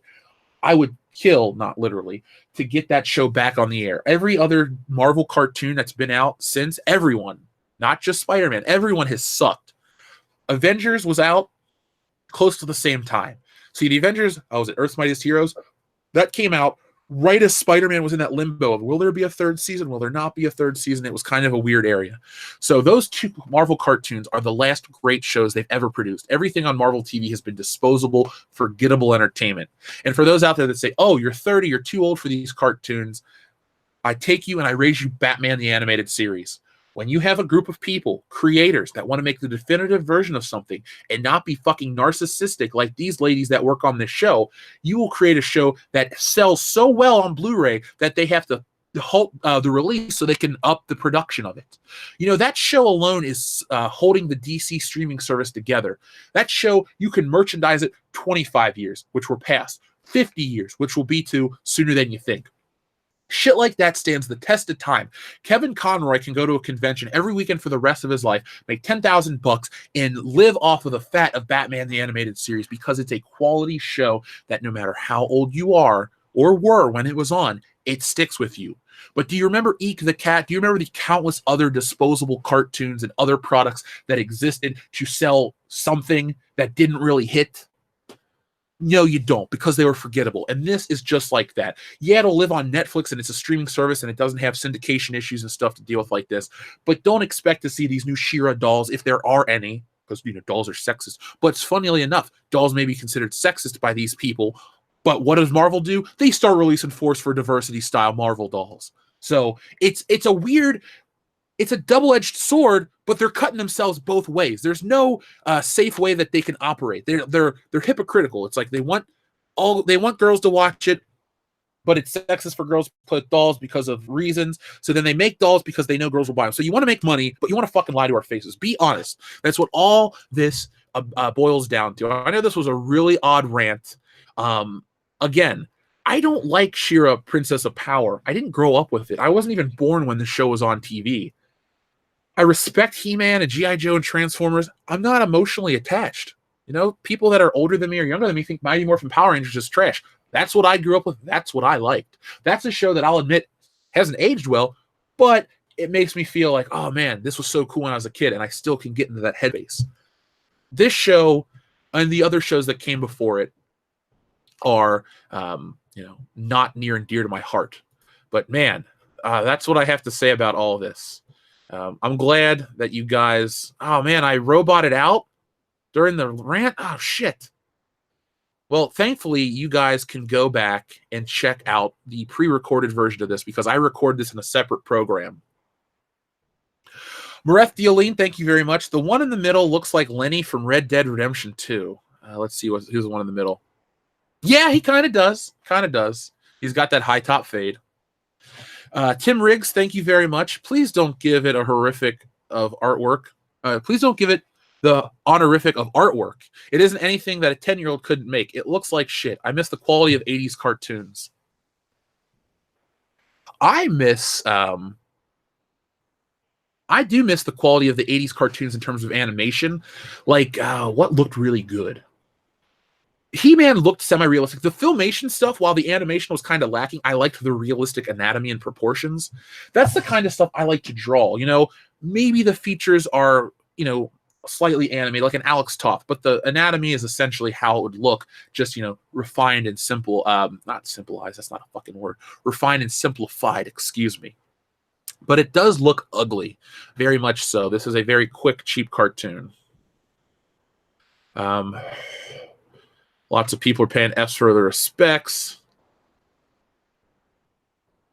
I sounded like an edited Eminem album. Yeah, I am a robot, guys. I'm apologizing right now. My oil is my coffee. Let me lube it up. Claustoric, Jeff ranting so hard he beat boops bopping. Yeah. I couldn't help that, guys. I'm sorry. I was on a rant. I wasn't even looking at the chat. I was looking at the fucking picture of this show and screaming at my microphone. I was spurging out down a hallway. It was worth it, though. I mean, you know, it's weird. They say, you know, you remain calm. That's how you're gonna, you know, live a long life. When I get into a rant like this, I feel energized. Like, I'm fucking pumped. Like, I could do this show for 3 more hours based on the bullshit of this cartoon image right here. It's this stuff that really, really, really grinds my gears. And that's not meant to be a Family Guy reference, but it's not even that it exists. I have no problem with girls having entertainment and boys having entertainment and toys and this and that for different sexes. That's fine. Enjoy it. I'm not here to say everything's got to be like this or everything's got to be like that. But when you politicize a children's cartoon and try to make yourself more important, that's when I get angry. That is when I get angry. Cesario Japan, thank you very much. The journalists are touting She-Ra is for adults, not for kids. Mary Subler, this is 100% the She-Ra of your Tumblr dreams in all the best ways. Fuck! Tumblr dreams are nightmares. I hate to say it, but those people don't spend money. That's why you couldn't sell this show on TV and get advertising for it. You can hide it on Netflix because no one gives a shit. That's why you can see, the thing is, you can market Voltron because Voltron's made millions and millions of dollars on those little robots that they've sold for years and years. So when you go to Walmart or Target or, you know, the remains of Toys R Us, rest in peace, or if you're in Canada, you know, Toys R Us, you can go find your DreamWorks Voltron, the new Lion set, and all this shit. You can build your Voltrons. You'll see a couple foam swords. You'll see some shit. But when you try to make these action figures and they're geared towards boys, it's not going to work. They'll make these to be the dolls, and then they'll say you'll get some dickhead on another website. Oh, it's sexist that they made She-Ra a doll. Is it sexist that the She-Ra action figure had real hair? You see how this thing, it's just cyclical garbage. It's always to become relevant and have the same talking points. Cesario Japan, I wish you wouldn't have told me about that Mary Sue blurb. You see, I want to make a video about this. I don't really have the time right now, so I'm going to have to use this as my stance on She-Ra Princesses of Power. And yes, it's princesses now because, you know, oh, everybody's a princess. Everybody gets a trophy. Ugh. Now, there's one She-Ra Princess of Power. This little girl or boy in the purple with the armor, not a princess. This dude, not Iron Man, not a princess. This unicorn, on cocaine. Lycan645, Jeff, is another live-action He-Man being made? Lycan645, I am not aware of any live-action He-Man entertainment. I'll tell you this, though. If you want to know, we have an expert in the community. His name's Jeremy Peerboom. He's over on our Facebook page. He pops up here. I don't know if he's listening right now because he has a job and he's in a different time zone. But if you join our Facebook group, you can talk to him. He's the guy that got me interested in the He-Man lore enough to pick up a nice graphic novel collection comic book thing of all the old Dark Horse comics. And they have all the She-Ra Princess of Power comics too that came with the action figures. So if you would like to ask any He-Man related stuff, he knows everything. We went once on a live stream after hours off the air, and he told me he pulled out books and released all this stuff. It was neat. He's an expert.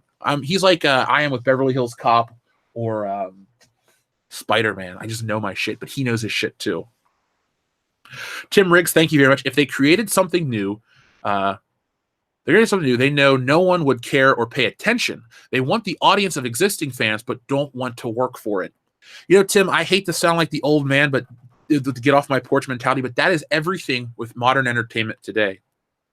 And it's weird too. Like you can dig up an old IP for a video game. Like, you know, you don't make Doom for a couple of years, and you come out with, was it Doom Eternal that's coming out next year, and people get excited. But with these cartoons, they pick the most odd IPs. And here's the thing. I feel bad for the kids that actually will want to watch something that's visually stunning. Oh, there's computer effects in the show. Who gives a shit? But you're right. It's the same with movies too, man. You could not make a space fantasy franchise with the appeal of Star Wars that's all about all this bullshit. These I don't want to say gender rights. Here's the thing. I don't discriminate against people. I don't have problems with the people of any belief or orientation having characters they can get behind. But here's the thing. You don't need to change the pre-existing characters for those people. Here's the thing. Those people that are, you know, different than other people, they already have a character they're invested in. You don't need to make it. It's almost offensive when you try to cater it to these small groups, because it's like these people aren't smart enough or nuanced enough to understand other characters' points of views and find them interesting. I mean, I'm not a black street cop from Detroit, but I love the shit out of Axel Foley. I never wanted to be a cop, but I love John McClane. Never been in the military, but I understand what Rambo goes through. Those are good, nuanced characters that have something to say. And that's when they took chances with IPs. You know, there's a cartoon, I think it's called like Turbo Kid or something, where he turns into a car. They used to take chances back in the day. Nowadays, they won't take chances. Everyone, there's no such thing as long-term money. Everything is blink and you miss it. It's this nanosecond attention span that thankfully, like you guys have somehow avoided. I've avoided meeting those people. Like on this channel, people want longer content. Sometimes these live streams are too long, but sometimes I have to make them due to convenience for other projects. But overall, you guys want 20-minute chunks, if not more. I don't need to make a 3-second video or a 5-minute blurb about something. Luckily that this audience is big enough and you have a long enough attention span to pay attention to these things. But people today don't, and these companies won't take a risk. Have you noticed, like, everything starts to look the same too? Everything's more homogenized. Like, Warner Brothers Animation had a beautiful style for decades, and then they changed it, and people would say, well, it's to update it. Did Bugs Bunny really need to be updated, though? Does Mickey Mouse need to be updated? I would argue, even though I don't like Mickey Mouse, no. Once you reach that like golden age look of Mickey Mouse and Bugs Bunny and Daffy Duck, like they had in the 50s for the Warner Brothers cartoons, don't change it. Don't change it at all. They're trying to do these things to make them all look the same. Well, it looks like Steven Universe. This looks like Adventure Time. This looks like this. So everything loses its own identity. And that's a big problem when you take away the identity of something to replace it with identity politics. It's all hollow. And the most offensive part is the people like us who call for originality, creativity, a uniqueness, something to make everything its own, are always chastised and belittled with phrases like bigot, sexist, racist, because these people have a pre-recorded set of responses. It's like, you guys can't handle criticism. You need to learn how to. It sucks sometimes when people rail on you just to be dicks, but other times there are valid criticisms to be had. So that is also a double-edged sword that you have to worry about. Do you pay attention to critics? Do you continue forward with your own vision? I say if you have your own unique vision, you power through with it. But when you fall back on an IP to make it look like trash and then you hide behind stories like this at the LA Times, well, then I think you start to fall into the trap of, how do I phrase this properly? Basically an audience of one, and you were so insular, and then you lash out. Like, for example, I don't know, let's say they make it like the Wind Waker. Fans of the Zelda series liked it, but a lot of people didn't like the art style, and people bitched about it for years. So they went back to a more realistic Link.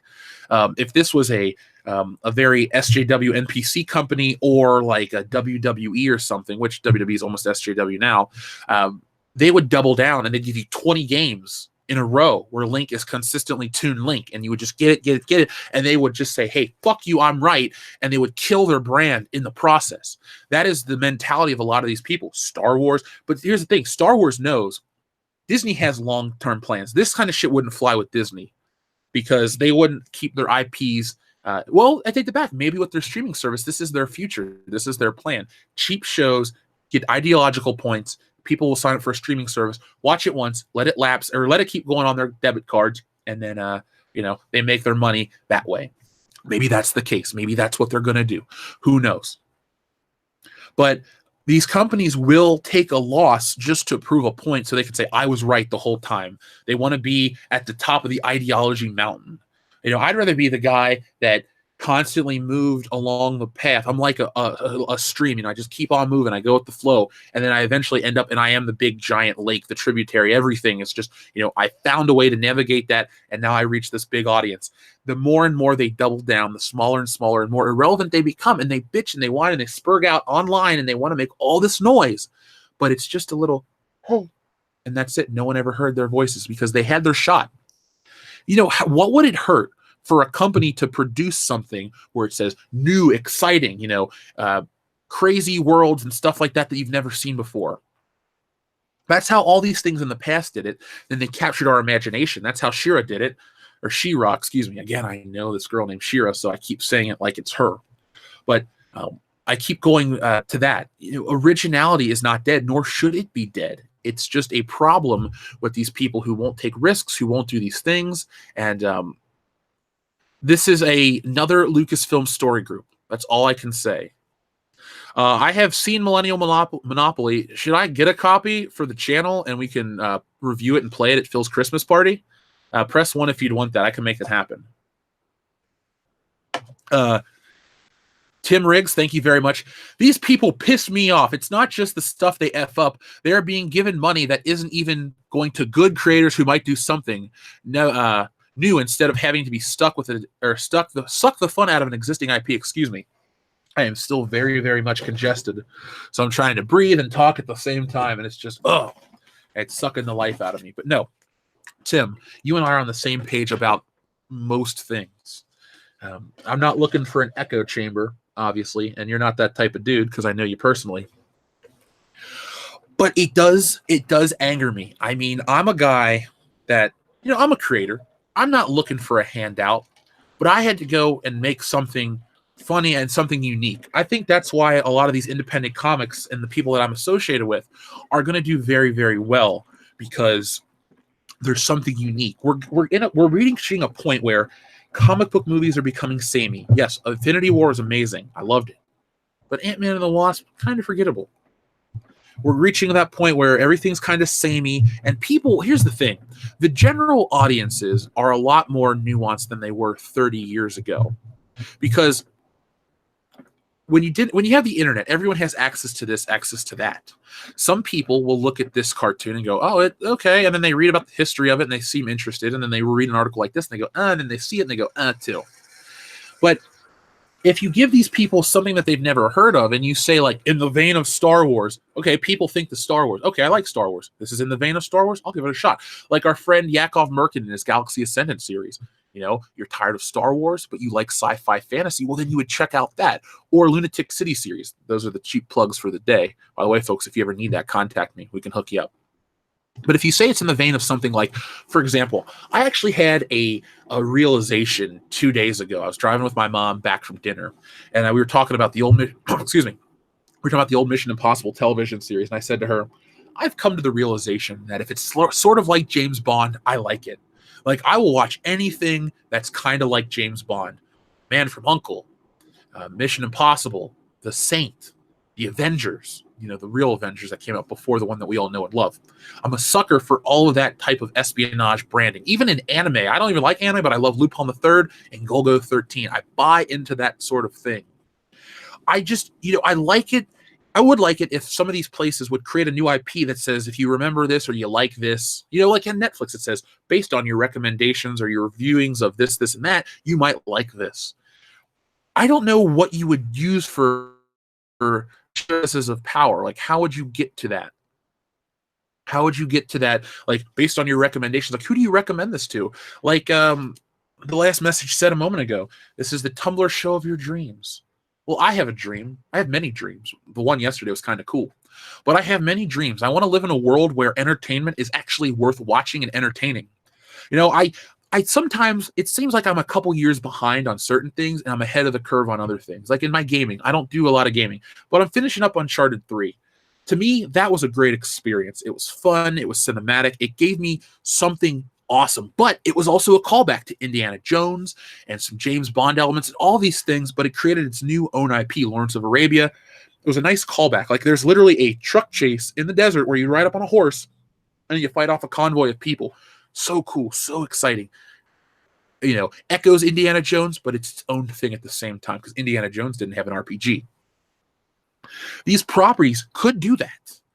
They could create these nice, awesome things, but you don't. So I think a lot of people out here have to go back and listen to find previous pieces of entertainment that they like. And the only thing that sucks is, let's say, for example, let's say this channel had 55 million subscribers and everything I told you guys to go watch became a huge success. Let's say I said, go back and watch the original Inspector Gadget. So then Netflix would be emboldened and release more of the new Inspector Gadget, and they would get the wrong message. It's much like Solo, a Star Wars story at the beginning of this show. People get the wrong message. The companies get the wrong messages because it's like twofold. You'll get the people's voices aren't actually heard. They listen to these voices at the LA Times, New York Times, all these articles, these publications come out and they tout it for a certain thing. The companies read it a certain way, and then they look at analytics and they go, oh, I guess this is what people really, really want, and they want more of that. And sometimes they don't look at the whole thing. Are people watching it because it's new? What's the drop-off rate? What's the return rate? All these things that they don't take into account. So a lot of people are very down on this show. And you know what, folks? If you're out there and you're down on this show and somebody tells you that you dislike this show because you're a sexist, you're this, you're that, tell them to kiss your ass, just right on the ass, both cheeks. Don't take it. You don't have to be bullied into an agenda because you don't want to be outed as something you're not. You know what? Stand up for yourself and say you're not. She-Ra, Princesses of Power might sound like an odd, proving ground for that. But really it is, because it represents everything. I always use Star Wars because Star Wars is the biggest thing. But every piece of entertainment is being politicized for the wrong reason. And people say, well, what about a different point of view? Why is your view right? Here's the thing. My view isn't that these people's stories don't need to be told. These people don't have a voice, don't deserve a voice, should be marginalized. That's not my point of view.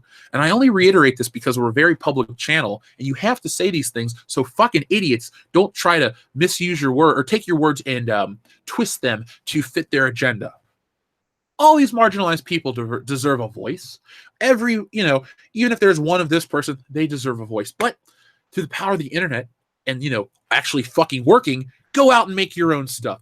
Don't bastardize, don't cannibalize, don't ruin this.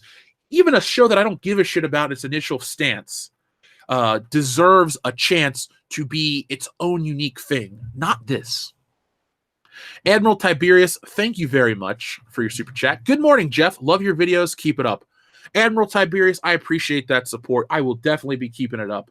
Like I said, death is the only thing that's going to keep me from doing this. So I just hope there's no giant boulders above my head or no airplanes that are going to drop an airplane engine on me like Donnie Darko. Do I remember Flight of the Dragons? I do not. I do not at all. Let's see. I'm trying to catch up on the messages. I'm behind. Sorry. People, have I seen the anime Ghost of the Shell 1 and 2? I've seen the anime that's the movie's based on, because I saw the movie and then I watched the animated stuff. Have I seen the Invisible opening by Studio Trigger? Jesus, that was just wasted talent. I have not, but I will check that out because I would love to be involved in animation. I just don't have the know-how or the time. Let's be honest. I love producing content and being here with you guys every day. To make artwork, it takes time. There are a lot more things that go into the process. I'm not trying to sound like, oh, woe is me. No, I love doing it. I put myself in this situation. I wouldn't change it. But a lot of these things take more time than you guys realize. Let's see. I'm going to Hulk out. I'm already there. Creatine and coffee. Not yet. I do have a new protein powder. What's it called? It's called like Isolate. Does it have creatine in it? It's Whey Isolate. Banned substance tested. I wanted the banned substances. Ideal use for between meals, pre-workout, post-workout. I definitely take it between meals and after workouts. Anyway, you guys don't care about that. Let's see. Rainbow Brute gets made into a cartoon. That'd be funny. The 89 artist had limited time and lots more episodes, but Netflix She-Ra has only 13 episodes and lots of time. Well, Lokta, That is true, but people today that work on these things, they want to work real quick, and then they want to go out and spend 55 hours a week on Instagram or some other dumb shit and put out a hashtag and change the world. You know, sometimes putting in 40 hours on something you love is worth it. Do I like Hayao Miyazaki? I like his work. I'm not the biggest fan of everything he's ever done because I've never watched a lot of it. I don't dislike his work, but I love Castle of Cagliostro because I like Lupin III. It's a very good movie. Grendel Fan 84, welcome back to the channel, buddy. Pride of the X-Men was the only pilot episode in the 1989 and is better visually and better written than anything the She-Ra series will ever do. Folks, do yourselves a favor. First off, check out Comics Elite. I always try to promote the people who help make this channel what it is. But Pride of the X-Men is on YouTube. Just type it in PRYDE of the X-Men. You'll love it. Yes, it is a very different style of animation. I like the day. I miss the days when you would like make a cartoon and send it off to like a Korean animation studio, and then you'd get it back. I mean, I'm not personally speaking from experience, but they would get it back. Sometimes there'd be errors, this and that. But you had these better looking shows. It's weird. As video games get more realistic, as CGI gets more realistic, comics and cartoons get faker and faker. Now, is it because it's so such a low-paying job, so people need to be able to pump out more work? I believe that is the case. I look at it from a different point of view. But at the same time, this kind of stuff damages an IP. I will venture to guess that in 30 years' time, there will be maybe one or two. There will still be He-Man merchandise because people are so into He-Man. This version of She-Ra, Princesses of Power, may get like a limited edition Chase action figure, but people won't really care. You gotta hook these people. You gotta create emotional attachments to these things, and you don't want to create something that removes that emotional attachment. Guys, 10 years ago, you would have said, "Hey, Jeff, Star Wars, this, I'm there." 10 years later, I'll do it for the channel. And I'll be, I'll dedicate myself and I'll give you guys 100%. But God damn it, I don't feel the same way. And yes, Pride of the X-Men looks great. And the thing is, the pilot cartoons, as well as the old intros to cartoons, always look better. That was something I miss. You would watch the X-Men opening or like the Thundercats opening. I've never really been a Thundercats fan, but I've seen the intros to these shows and then I've seen episodes. They looked great. The intros were, well animated. They went to a Japanese animation studio. They had that little bit of manga or anime influence before a lot of Americans knew what anime was. They had all this shit going down and it was cool. They took away that. Like, to me, back in the day, you would get, it's like having a really great cover artist and then a different interior artist. And the interior artist still told the story and did a fine job, but the cover artist sold you the book. That intro sold you that theme song. It was rocking, kicking ass, Thundercats, ho, and all that shit. That stuff's gone. Like in 645, thank you very much. Why does the unicorn have a bullock on its head? The princess power? Maybe that's where it goes. I don't know. Maybe. Oh God, I'm trying not to look directly into its eye. Cinevarath 653, thank you very much. The main goal of modern entertainment is to dumb people down and to shift the majority's perspective into what the culture engineers want. It's easier to control a population when they all follow the same ideology. Yes. It's funny how that is, let's see, let me take a picture of that too, because that's a fucking excellent point. Seriously, thank you. That is what it boils down to. And for anybody out there that wants to say, oh, you're reading too much into it, no. There's always more than meets the eye, and that's not a Transformers reference. Wait, yeah, more than meets the eye. Again, I like Transformers enough, not in love with it. Maybe I'll go see the new one for John Cena. But this culture war is really, really happening around all of us. To a lot of people, they just say, oh, entertainment kind of sucks. But it's about that next age, that next generation, that next era. People live longer. Childhoods are prolonged until the 30s in some degrees. They didn't think of that. The X factor, if you will. The thing that'll keep their plan from working. These common sense channels, as Jeremy likes to call his. All you got to do, folks, is be more self-aware. Don't roll over to something. If you don't believe in it, don't just accept it blindly. Sometimes they'll try to strong arm you into certain things, but in terms of entertainment, just don't watch it. I know that the cultural engineering, they want to dumb people down and they want to make them all believe the same shit and control them. But there's one thing above all that still resonates, and that's money. And if these shows can fail hard, and people say, we don't want your filth, florin, filth, and we're not going to watch it anymore, well, then these things will slowly go away. They're taking a stance with Star Wars a little differently. Look at how The Mandalorian's going to go. Now we have a confirmed male lead in Gina Carano. There's two people with some badass qualities to them. I'm tired of the 100-pound white British brunette. I don't buy that ever. Okay? Felicity Jones, okay actress, cute woman. I don't believe she could throw a punch to save her life. Daisy Ridley, you could bite me to death. I believe that. But I don't believe you can wield a lightsaber or that staff or any of that garbage. Disney is changing slowly and trying to hide that quietly because their long-term game is big bucks. She-Ra, Princesses of Power can hide behind garbage for years because Netflix makes $1 trillion. Well, this only costs us $2 million to produce. We'll get some good eyes on the product. Maybe these people won't like it, but they'll watch Sabrina or they'll find something else. They're trying to use this show to really bring in more people, but that's not what the case is going to be. Some people will cancel Netflix over this. I will not. I barely watch Netflix as it is, but there are shows that I'll watch with my mom, like The Great British Bake Off, or I'll watch a rerun of The Twilight Zone or Power Rangers or some cartoon or show that doesn't exist on home media to my liking.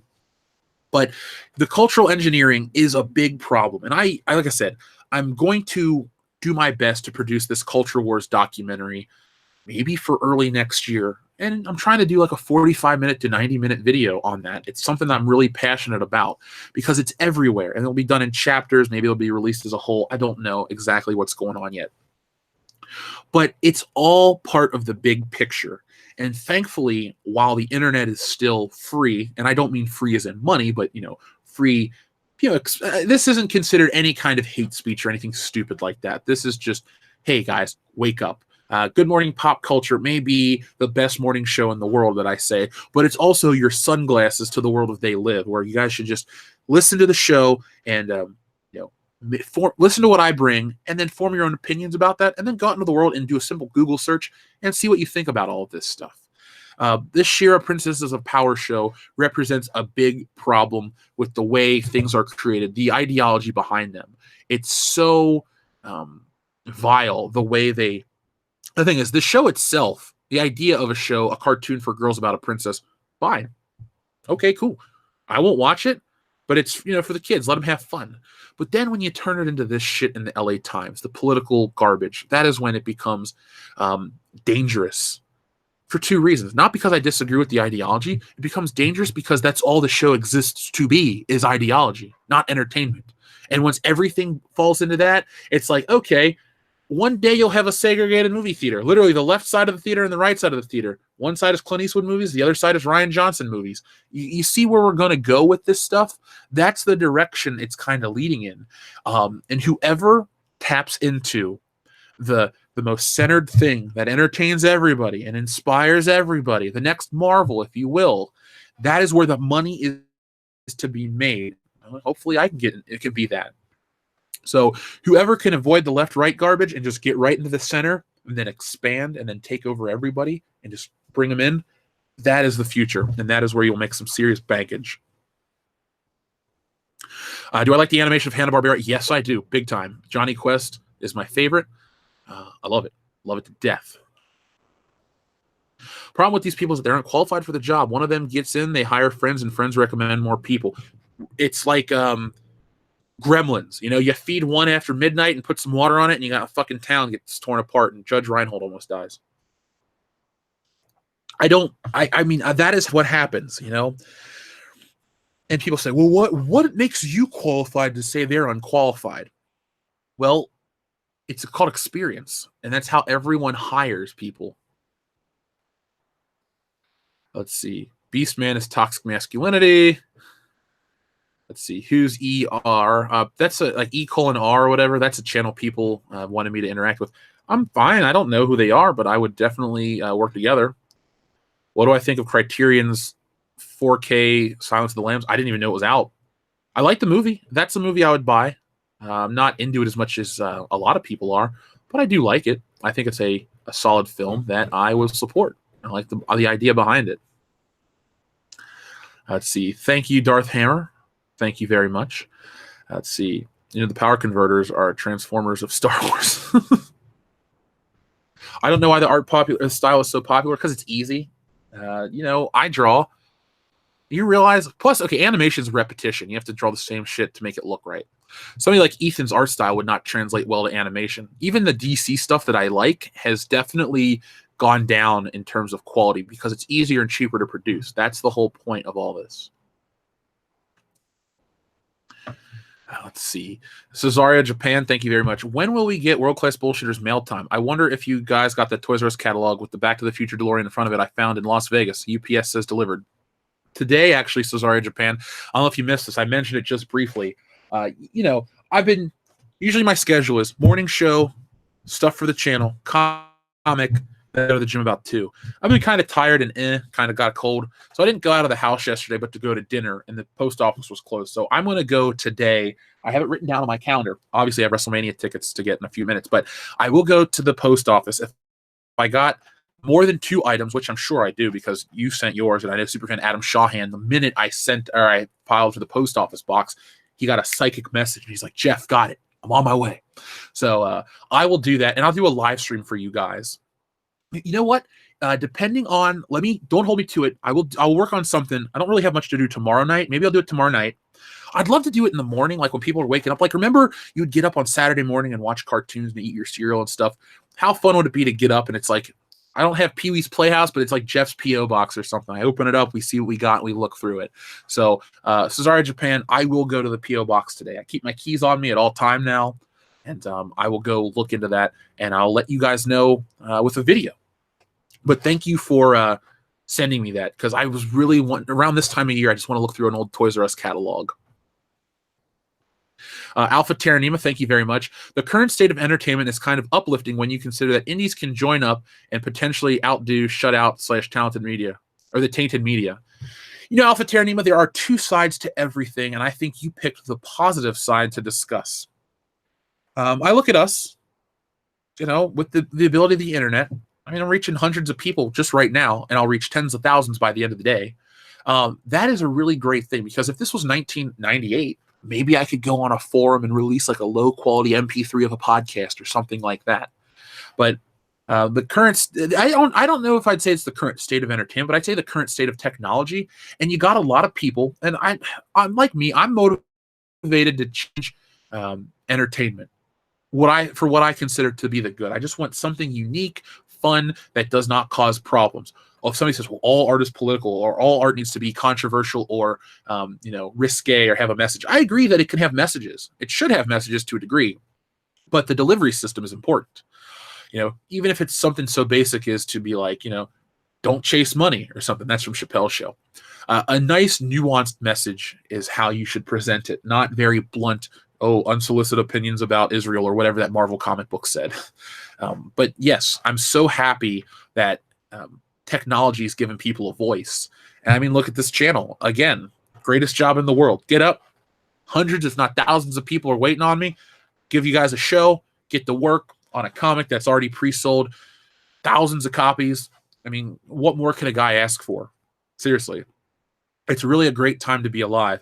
I think if a lot of people focused on the positive side of what's coming next, or you look at the bad stuff, and instead of getting angry, you focus on what you can do or how you can get involved. That is, I think, the best way to change everything if you want it to be changed. Let's see where else we got. Cinevareth 653, thank you very much again. They want to be progressive, but in actuality, they seem to be regressive. There needs to be more open-minded original people instead of robotic NPCs. Dude, you hit the nail on the head. Like I said earlier, when you can find something that appeals to both sides of the spectrum, and you open your arms and you bring everybody in, that is, honestly, I'm not saying this to be preachy. I feel like that's how you break down a lot of societal problems. We're so far removed from the days that they think we're living in, like the 1950s and 60s and the civil rights era. It's There's no such things as segregated water fountains or bathrooms or this or that. You know, I went to O'Charlie's for dinner last night. There was a black dude sitting behind me. There are people of every color at this restaurant. It's not, the thing is, we're beyond that kind of stuff. Do some problems still exist? Of course, nowhere is perfect. But I'm telling you guys, a good entertaining product is what can bring people together from every walk of life. You walk into a comic book store, you may see some dude that you don't think you'd have anything interest with, or in common with, excuse me. But you start talking about the Avengers movie, and the dude will be like, well, I really love the part on Titan where Thanos pulled down the moon. And you're like, yeah, man, and Star-Lord really shouldn't have punched him in the face and all this stuff. And then you keep the conversation rolling. That's how I became friends with Joel or Dion. That's how you build friendships. I'm not perfect, far from it. And my mom thinks I am. She's wrong. But my point is, I built friendships and relationships and all these things on common interests. There are these good things that a lot of people get together with. And a difference is like, okay, so like She-Ra, Princess of Power, you come together. Oh, I like the political message that the LA Times presented. Okay, so you watch the show, but then you start going on Tumblr and talking about shit. And it basically becomes one big oppression Olympics. Who's more oppressed and how can we bitch about it online? I don't like to look at it like that. I like to say, hey, like with How I Met Dustin and Dion. Oh, you're watching wrestling? I'm a wrestling fan too, blah, blah, blah. Then we find out we all like comics, and now we're lifelong friends. That's how you build it. And even though Dion and Dustin, who used to be on the show, have a lot of different ideals and beliefs, it's those common things that can keep them together and can really make people become more than just a screen name on a computer. So, yes, Senator Wrath, I believe that there's a lot of regressiveness in entertainment. It's an odd time. I want there to be a lot more fun and positivity and good nature in the world, but that's really kind of a hard sell when the media wants to constantly promote something that is not representative of almost anyone. Okay, so are we all caught up on our chats? Yes, we are. So Cinereth653, thank you very much. So I will be closing out the show in just a few moments because, like I said, guys, I got to buy WrestleMania tickets today. So you'll understand, because I tried to get the pre-sale. The website crashed. I didn't get them in time. But the other guys and I are going to go to WrestleMania. Well, the funny thing is, too, is now that our audience has grown so much since the past WrestleMania, and now we have like a live stream audience and a video audience, we're going to live stream in New York City and all over the world whenever we travel for WrestleMania or the channel. So be on the lookout for that. And you guys can send me recommendations. And if anybody, here's the thing, too. When we travel as a channel, if you live in the area or you want to come hang out, just shoot me a message, an email. We'll meet you. We had a great time in Indianapolis for Horror Hound. We're going to have that again here in Cincinnati for Horror Hound in the coming months. And we'll have it in Chicago and New York. So if you're in any of those areas, I think you guys are going to have some fun with us. And I'm looking forward to meeting you. Kyoto Films, thank you very much. I saw a Japanese zombie movie called One Cut of the Dead. It was made for $27,000 with mostly unknowns. It made more money than Solo in Japan. Whew. Well, like I've been telling everybody this morning, guys, for those rocking it out in the super chats that are recommending things, I'm taking screenshots so I don't miss that. I'm going to check it out. I like Japanese movies. Maybe not the ones set in feudal Japan, but, Japanese movies overall. I like the concept. I like some of like the... I hated Tokyo Gore Police, but there was another one that was out where a girl had a machine gun that popped out of her butt that this guy in college showed me, Tom. That was funny. There's just weird shit like that. I love it. But, Kyoto Films, there are things that it's like, what was it? What was that movie that came out? There were like two big movies that came out in China this year that blew Star Wars out of the water. Culturally, this stuff just isn't hitting anymore across. It's weird. It's like, Disney is so late to the party with this. It's like they bought the property, they try to do something great with it in their minds, and then they just like, well, then we're going to sell to this audience and this audience because this part of the world isn't as developed and, all this stupid shit. They, other countries have their own culture and art, and they're going to beat Star Wars. They're going to beat Marvel. They're going to beat these things. Yes, certain things are cultural or cross-cultural phenomenons. That's not up for debate. But at the same time, there will always be the hometown hero that will always win. So I'm not Japanese. That's a shocker, right? But I know a character like Lupin the Third is quite popular and has been. From what I've read, I've seen like a train from a couple years ago that had him on there. The character's been out for like 50 years, 51, I think, and still has new series come out and stuff like that.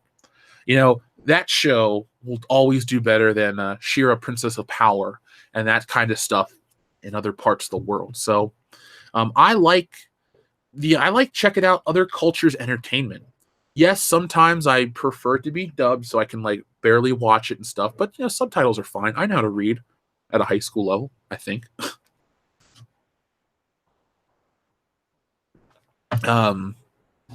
Let's see. What do you think of the watering down effect of film translated to digital TV series?